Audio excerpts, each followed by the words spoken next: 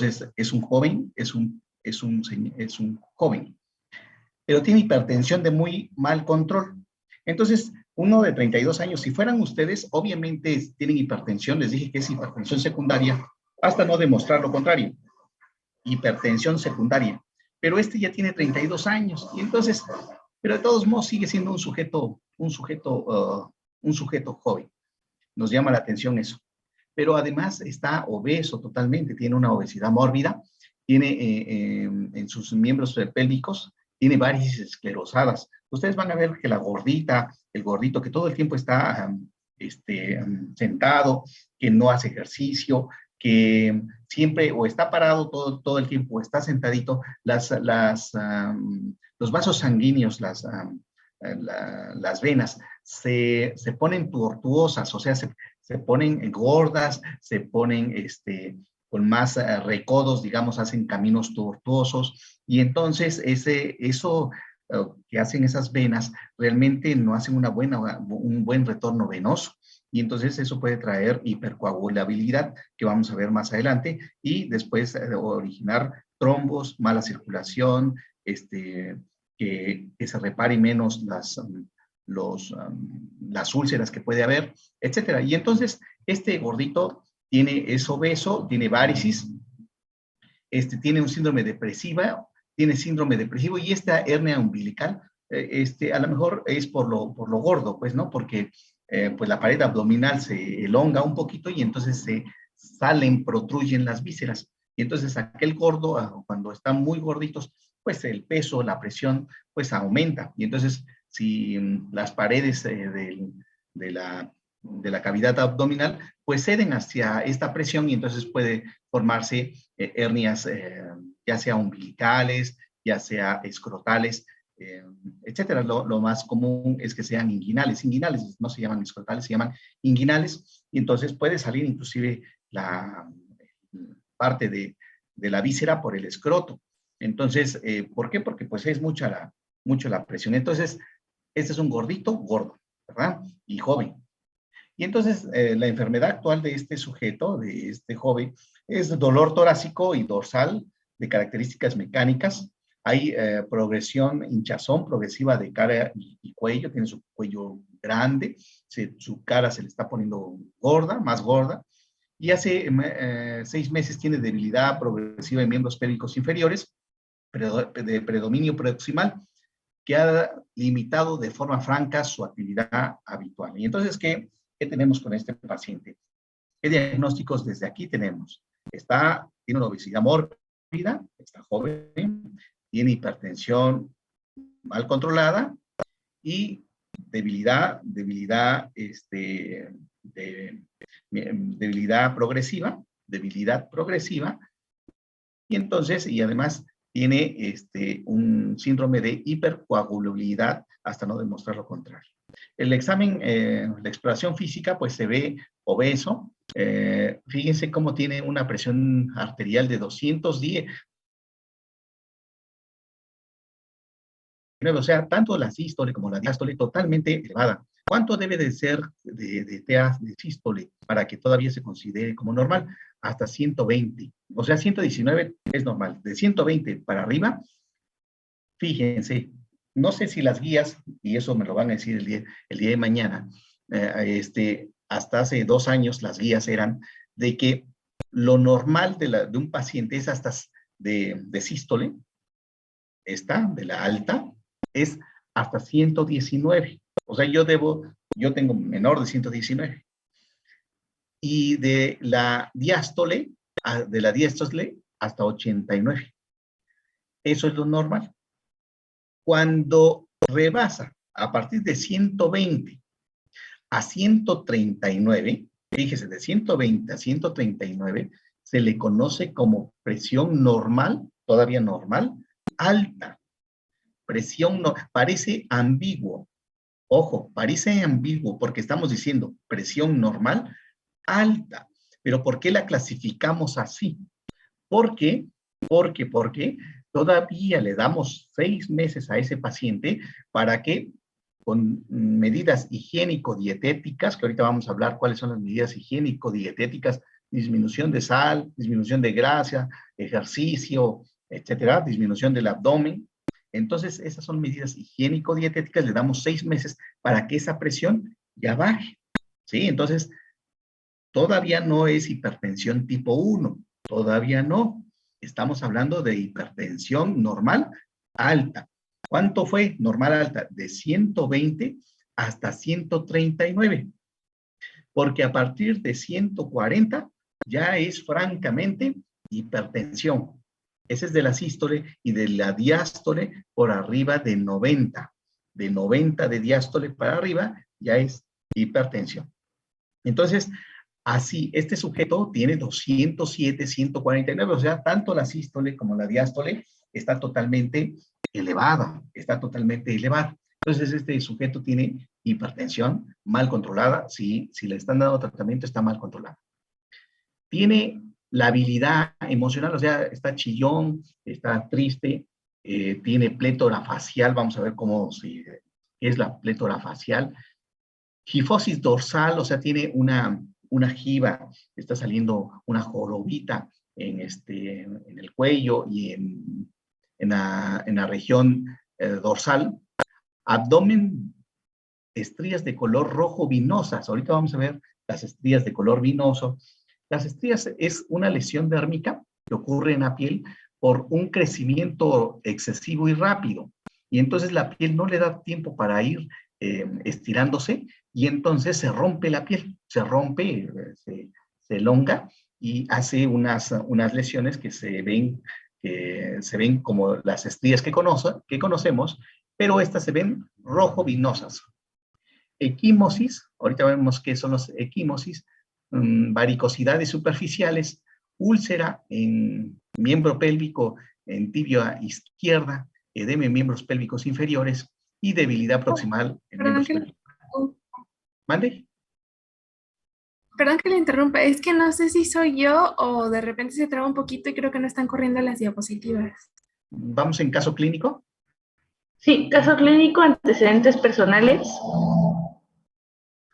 ¿Ya vimos exploración física al ingreso? No, todavía no. No, Ah, ¿están viendo la imagen del gordo? No.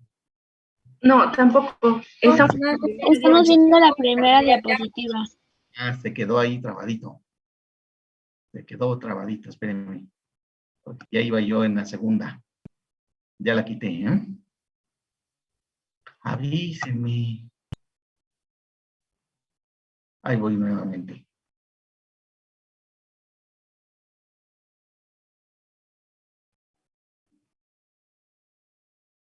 Ya estamos en la primera nuevamente.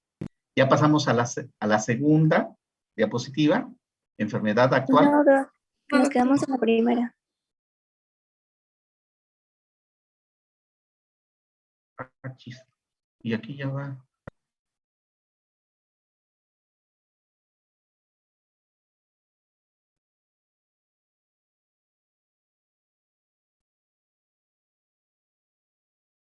Perdón por esta semana que les digo que estoy pidiendo prestados equipos y eso. Entonces, ¿ya están viendo la segunda? Ya, doc. Ah, bueno, así me la voy a llevar para que no la pongo yo. Entonces, esta fue la diapositiva que vimos, y esta es la exploración física al ingreso. Les dije que es un gordito con TEA de 107, 149, que tiene la habilidad emocional, plétora facial, gifosis dorsal, abdomen con estrías rojo-vinosas. Hay equimosis múltiple, varicosidades superficiales y úlceras. Edemas en miembros pélvicos inferiores. Este es lo que les estaba yo diciendo, y les hablé de la presión arterial que se encuentra aquí.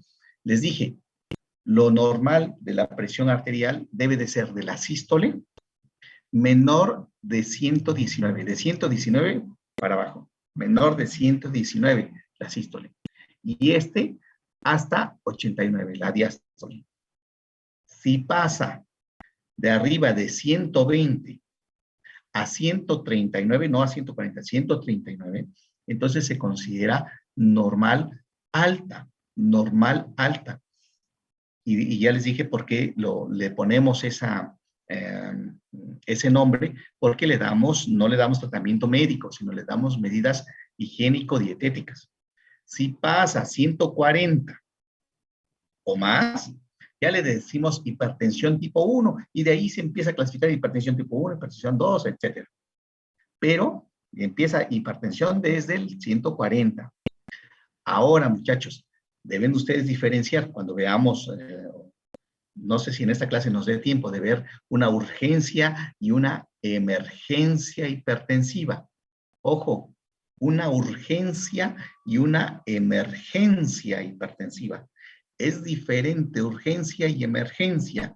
¿Por qué deben de saber esto? Porque en la urgencia, es un sujeto que tiene por arriba de 140 o 200, perdón, 200 y mayor de 95 de diástole, pero no tiene daño en los órganos diana. O sea, no tiene EBCs previo, no tuvo infartos previos, no está enfermo de los riñones, etcétera. Y entonces eso entra entre una urgencia que hay que bajar la presión arterial, sí hay que bajarla, pero se la damos en unas horas, en un día inclusive la podemos ir disminuyendo. No es de que, qué bárbaro, le tenemos que bajar en las próximas 2 horas. No, porque bajar rápidamente la presión también puede traer sus consecuencias. Y entonces, cuando es una urgencia hipertensiva, decimos no. Cuando es una emergencia, entonces quiere decir que igual tiene muy alta la presión, pero además se acompaña con daños a los órganos diana. O sea, tiene un EBC previo, un infarto, un problema del riñón, y entonces ahí sí hay que bajarlo en horas, hay que bajar la presión arterial, inclusive no se va el paciente hasta que te la bajemos y lo estabilicemos. Pero esa es una clase aparte que no es de mi especialidad, pero sí se las doy con todo gusto, que se va a llamar hipertensión. Entonces este gordito tiene hipertensión, y acá estamos viendo, aquí lo vemos, que esta es la plétora, esta es una cara muy gordita, y miren su papada que tiene, El hipotiroidismo se vería muy similar a aunque su piel todavía no está tan seca. Pero fíjense que en las cejas, tiene bastantes cejas, en el hipotiroidismo se pierde la colita de las cejas. Aquí en la colita de las cejas se pone muy ralita, estas cejas en el hipotiroidismo, que se le vería igual la cara. Pero en este sujeto, miren, tiene completa su cuerpo de la ceja, su cabeza de la ceja, el cuerpo y la cola la tiene completa de las cejas. Esto, pues estamos viendo que tiene equimosis, miren, tiene ¿cómo se llaman estas? Varices, no, cuando se rompe la piel. Estrías violáceas, muchas gracias, Metzi. Mestli. Sí, gracias, Mestli. Entonces tiene estrías violáceas, vinosas. Miren, aquí están las estrías. Son porque engordó demasiado rápido y a la piel no le da tiempo elongarse tanto, y entonces se rompe y se le pone, hay pequeñas hemorragias, pequeñas rupturas de los vasos sanguíneos superficiales, y por eso se ve de color vinoso. Además, tiene, miren, una jiba, aquí tiene una joroba, y tiene mucho vellito. Bueno, el vellito puede estar, aunque no sea con jiba, pero tiene una jiba, ni se ve el cuello. Tiene ginecomastia, y si se dan cuenta ustedes en la anterior, a lo mejor se ve mejor en la anterior, permítame, pues resulta que esa obesidad es principalmente central. ¿Qué quieres decir central? Sí está gordito de los lados, claro que está gordito, pero está más prominente el abdomen para adelante. Es una gordura central, digamos, una obesidad central. ¿Y ustedes creen que toda esta panzota que tiene es de grasa. Si nosotros hiciéramos una incisión ahí, vamos a encontrar una pared abdominal de este tamaño, que es lo de su panza, y la respuesta es no. ¿Sí tiene aumentado el panículo adiposo? Claro que sí tiene aumentado esa cantidad de grasa, sí lo tiene, pero no es todo. Son los órganos que están llenos de grasa. Los órganos crecieron, alrededor se les depositó la grasa a los órganos. Al corazón también se llena de grasa, los riñones también se llenan de grasa. Y son todas, hay grasa por fuera y también, también por dentro. Por eso el vaso sanguíneo, cuando está de grasa, no solamente está afuera, sino también empieza a tapar el diámetro de la luz de las arterias. Y es por eso, esas son las placas de ateroma. Entonces, no nada más lo gordo se nos ve así en la panza, sino también el hígado, también todas las vísceras se llenan más de grasa, tanto por fuera como por dentro, porque todas las vísceras, la mayoría de las vísceras son huecas, ¿no? Y entonces también se llenan de grasa y es lo que obstruye los vasos sanguíneos. Estas son lesiones purpúricas, lesiones de color vinosas y rojas. Estas son las varices, las lesiones por las varices de las venas que tiene este sujeto. Y fíjese que en el centro es de color, es una lesión de color morado. Y entonces ese es un hematoma. Pero lo de acá, lo de la periferia, es un color, color vino, color rojo. Y entonces este es purpúrica. Esta es una lesión purpúrica y esta es hematómica. Este es hematoma y este es purpúrico. Y entonces este da lesiones purpúricos. Entonces fíjense que este sujeto lo que tiene, y faltó en él que hubiera hiperpigmentación del cuello y de las axilas y de la ingle. No se le ve, inclusive si nos hubiera, mira que está sus dedos, y entonces a lo mejor aquí un poquito de color negrito, porque vamos a ver que este sujeto tiene síndrome de Cushing. Tiene síndrome de Cushing. ¿Qué es la enfermedad de Cushing? Ahorita lo vamos a ver. Es un hipercortisolismo. Hipercortisolismo es debido a un hipercortisolismo, debido a una alteración en la glándula suprarrenal, o bien a la hormona que regula el cortisol, que es la ACTH, que es la hormona que vamos a ver el día de hoy. Bueno, entonces acá está este sujeto, lo que tiene es un síndrome de Cushing. Lo voy a ampliar a ver si nos... Definición. Entonces, es un conjunto de alteraciones clínicas y metabólicas del síndrome de Cushing que se producen por el exceso crónico de glucocorticoides, siendo el más importante el cortisol. Nuevamente, es un conjunto de alteraciones clínicas y metabólicas que se produce por un exceso crónico de glucocorticoides, y es el más importante el cortisol. Y entonces sí se acuerdan ustedes que la hipófisis está regulada por el hipotálamo. Y entonces el hipotálamo regula a la hipófisis. Por ejemplo, en TSH, que es hipofisiaria, a ver dónde está.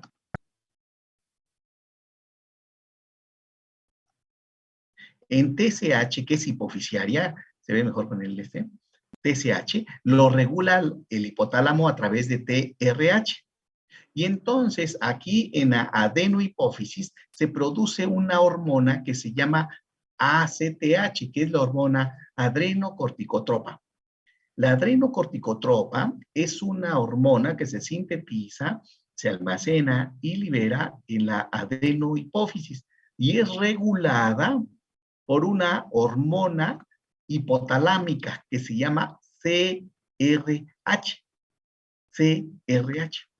Entonces, así como TRH, ¿se acuerdan ustedes? TRH regulaba a la TSH, así estas dos, esta CRH regula a la ACTH.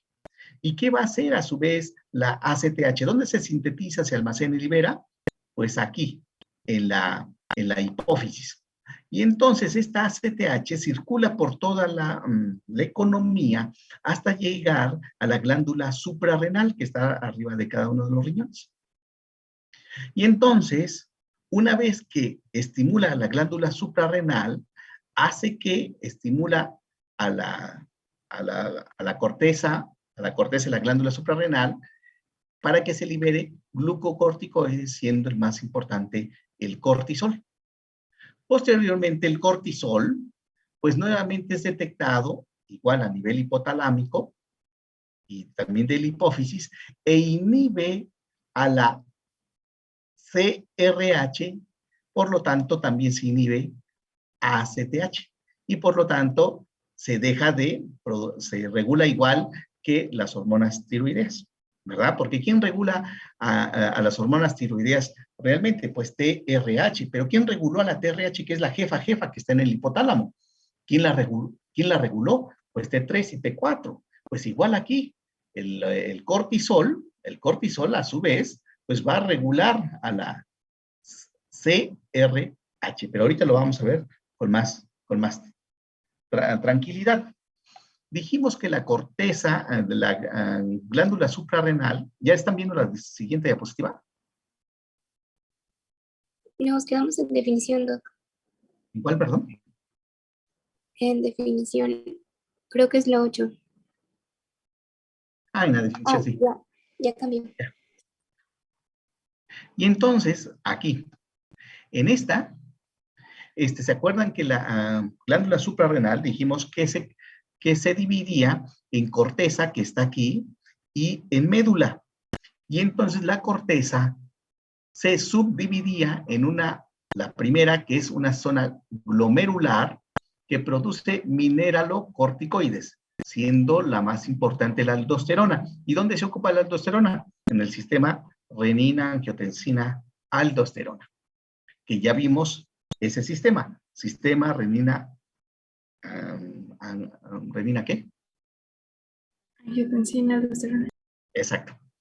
Y la siguiente es la zona fasciculada. La zona fasciculada que produce glucocorticoides, siendo el más importante el cortisol. Y por último, la zona más inferior de la corteza, pues entonces produce andrógenos. Ya habíamos dicho que la epiandrostenediona y la androstenediona son las más importantes. Y más al fondo, pues tenemos a la médula que produce catecolaminas, y también ya hablamos de algo de las catecolaminas. Entonces, ¿quién es el culpable? Voy a pasar a la siguiente diapositiva. Ya no la vieron, ¿verdad? Aquí está la siguiente diapositiva. Entonces, la siguiente diapositiva es enfermedad de Cushing. ¿Por qué puede ser la enfermedad de Cushing? Ojo, puede ser por un tumor, es por un tumor hipofisiario productor de ACTH. Pero ojo aquí, cuando la ACTH, o sea, el hipotálamo o la hipófisis, es el culpable, está liberando ACTH. ¿Y qué está haciendo esa ACTH? Aquí está. La ACTH está estimulando la glándula suprarrenal para que produzca cortisol. Y entonces eso se llama enfermedad de Cushing. Es por un tumor productor de ACTH. ¿Y quién produce la ACTH? La hipófisis, ya lo saben. En cambio, el síndrome de Cushing son también los dos, tanto la enfermedad de Cushing como el síndrome, va a producir un hipercortisolismo. Pero ¿quién es el culpable? ¿Quién pudiera ser el culpable? Uno, el jefe ACTH está diciendo a la glándula suprarrenal, produce cortisol, y se está produciendo cortisol. Eso se llama enfermedad. ¿Quién es el culpable? La ACTH. ¿De dónde la ACTH? Del hipotálamo, de la hipófisis, perdón. de la hipófisis. Ahora, el síndrome, la hipófisis y el hipotálamo están haciendo su trabajo. En el síndrome, el problema es que se está produciendo cortisol, aunque no lo esté mandando los jefes, hipotálamo e hipófisis. Y entonces es un tumor que produzca ACTH exógena. ¿Por qué le llaman ACTH exógena? Porque ya saben ustedes quién produce ACTH. ¿Quién la produce?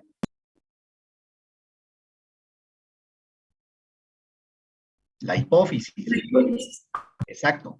Y en cambio hay unos tumores como el tumor de ovario o del pulmón, el pulmón de célula de pulmón, el cáncer de bronquios, de pulmón, de células pequeñas del pulmón o de ovario, que pueden ser productoras de ACTH exógena. ¿Por qué le llaman exógena? Porque no era su papel principal, pero están produciendo ACTH. Y esta ACTH pues va a estimular a la glándula suprarrenal y va a producir cortisol. Hay un hipercortisolismo. Porque haya un tumor suprarrenal.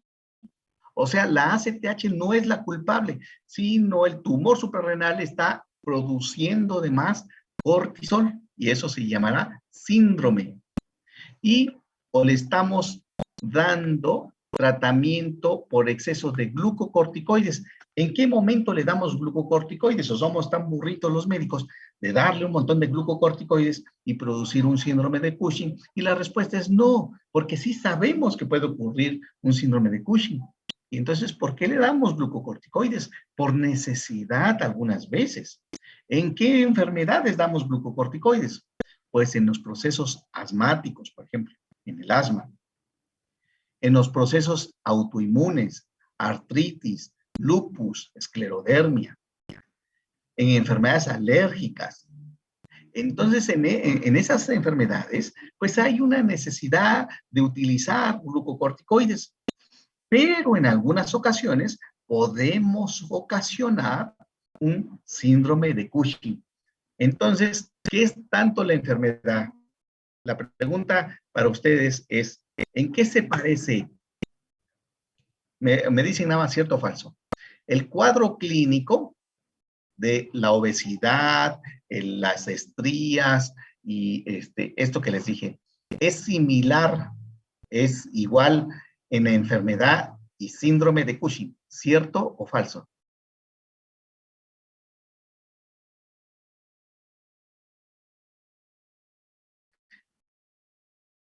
Es cierto. ¿Cierto? Sí, es cierto, porque es cierto, el cuadro clínico es similar. Ahora, ¿en qué otra cosa se parece? Que tanto en la enfermedad como en el síndrome es un hipercortisolismo, o sea, en los dos está alto el cortisol, hipercortisolismo. Ahora sí, ¿cuál es la diferencia entre una enfermedad y un síndrome de Cushing?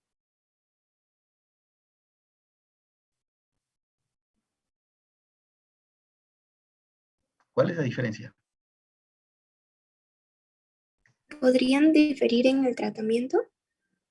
Sí se va a diferir en el tratamiento, todavía no llegamos ahí, pero hasta ahorita en lo que sabemos, en esta diapositiva, ¿cuál será la diferencia?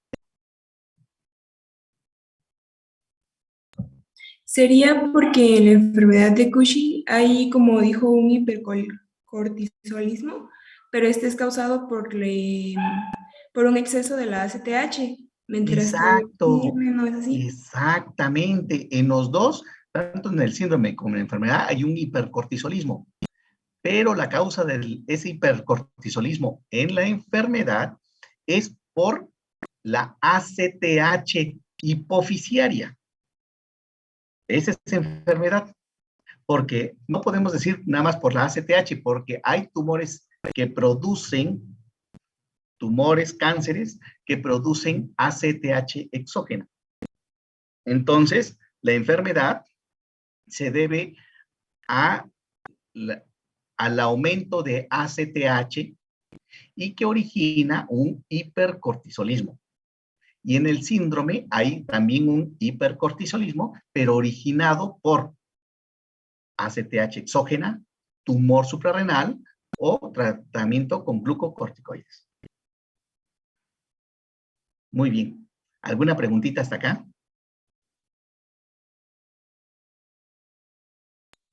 No, doctor. ¿Sí les quedó bien clarito cuál es la diferencia entre enfermedad y síndrome de Cushing? Sí. Sí, doctor. Eso no se les debe de olvidar nunca, nunca, nunca. ¿Cuál creen que sea entonces lo más común? ¿Sería enfermedad de Cushing o síndrome de Cushing? Síndrome de Cushing. Exacto. Así, nada más. Ni siquiera, apenas lo vamos a ver. Pero efectivamente, el síndrome de Cushing es la causa más común. Porque pregunten ustedes en los pacientes nada más que si no toman glucocorticoides, pues claro que lo van a tomar. Y entonces, este último, el número 3, es la causa más común del síndrome de Cushing. Ahora que estuvo de moda el COVID, ¿cuántas veces no utilizamos glucocorticoides? Pues muchísimas, muchísimas veces. Bueno, ¿alguna otra preguntita?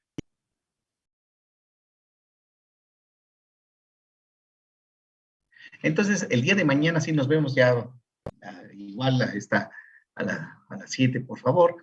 Y voy a pedirles que busquen las guías, las nuevas guías de clasificación de la hipertensión, para nada más para revisar exactamente cuáles son los criterios de presión arterial, de la presión arterial. Yo creo que no han cambiado, ¿eh? Yo creo que están así como se los dije, pero de todos modos mañana lo confirmamos. Así que nos vemos el día. En las guías de práctica clínica viene que la hipertensión arterial, bueno, se considera hipertensión arterial desde 140 y en 3 tomas de la misma, debes de tomarla 3 veces en diferentes días, y si en esos días coincide que es 140 o más de 140, ya se considera hipertensión arterial. Ah, bueno, entonces sí, siguen siendo las mismas guías. Por arriba de 140, de todos modos mañana lo revisamos, de 140 para arriba, porque así les dije. Pero ¿qué pasa? Entonces, 139, 138, 135 es normal, y ya les dije que no, se llama normal alta. ¿Sí? Normal alta, esa es una. Y efectivamente, para ver que una paciente tenga hipertensión, no porque llegó hoy al consultorio y le tomaron la presión y estaba alta, inclusive por arriba de 140 ya dicen, le voy a dar ya su antihipertensivo. No. ¿Qué tenemos que hacer?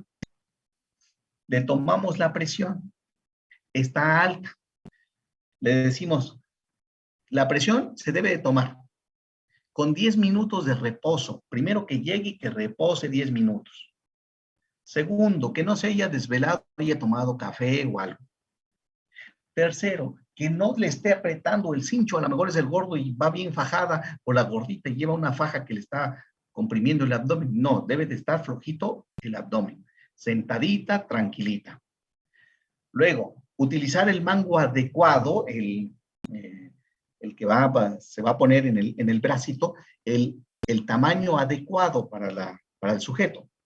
3, el brazo, al momento de tomarlo, voy a quitar esta, al momento de tomarlo, debe de estar a la misma medida, a la misma altura que el corazón.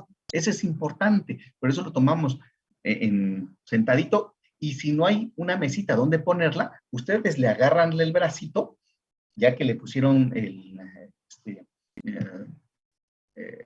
el aparatito, y entonces así le empiezan a tomar la presión.